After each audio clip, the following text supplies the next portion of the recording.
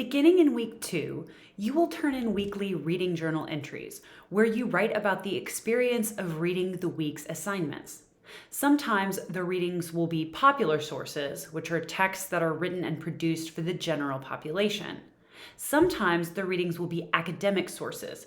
That means texts that are written for experts in colleges and universities. So what is a reading journal?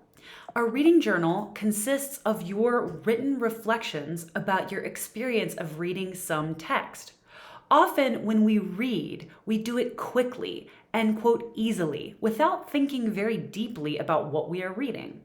In this class, you will slow down a bit when you read and pay attention to how your mind is working while you are reading.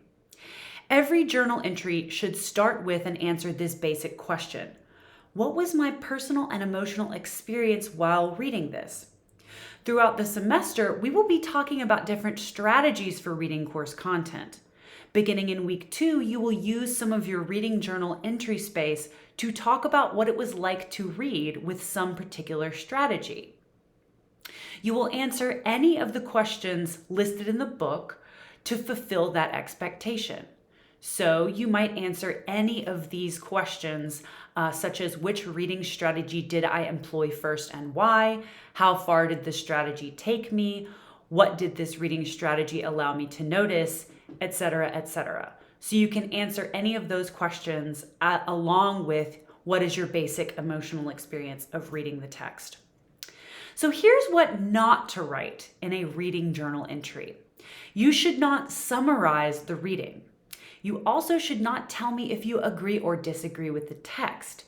Don't paraphrase the reading. Remember, this is your experience of reading.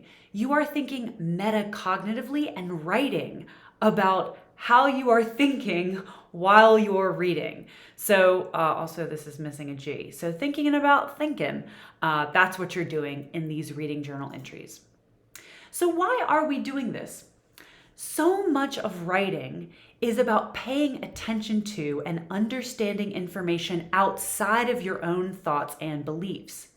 If you are planning to write anything, a tweet, a persuasive essay, a set of instructions, you need to know what you're talking about. To know, you have to, quote, read what's around you. Reading is not just about decoding words on a page. It's about making sense out of those words, also out of images, out of colors, out of gestures, and much more. Sometimes texts are difficult to understand even if we can understand the individual words.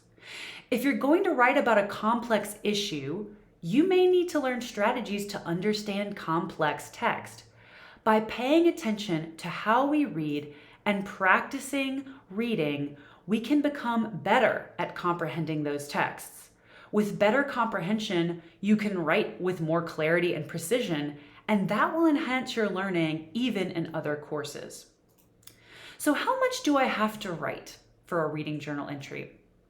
Instead of thinking about the word count, the best way to get something out of these reading journals is to just let yourself reflect on the experience of reading and then write freely about how it felt.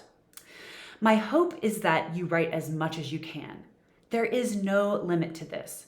There's also no wrong thing to say. As long as you are writing about your experience of the reading or reflecting on how you used a specific reading strategy, whatever you type out is acceptable. You should aim to write a minimum of 100 words as an entry for each reading or passage or text, video, or article. I would love for you to write more than that. However, to get a passing grade, you must write at least 100 words. If there are 2 readings assigned, that means you should write at least 200 words. So 100 words for the first article, 100 words for the second article. When should I write those entries? The best idea is to jot down your reading journal entries in the middle of your reading process or right after you complete the reading. In other words, maybe you read half of the text and you realize that something is difficult or tripping you up. Maybe you pause in the middle of the reading and write down your thoughts about this difficulty. Waiting to write a reading journal entry until hours or days after the reading is not as effective. Do it during or right after reading so you have the clearest memory of what it felt like to read and make sense of the text. In what format will you turn them in? The reading journal entries will be due on a document in OneDrive that you share with Dr. Malone. That's me. I don't know why I said my name in the third person. Maybe you write them on the Notes app of your phone while you're reading or after. Maybe you keep a Google Doc or a document on Microsoft Word. Maybe you handwrite them. It doesn't matter how you originally keep the entries. However, when it's time to turn them in, you must copy and paste them into a OneDrive document that is shared with me. So happy journal writing to all of you.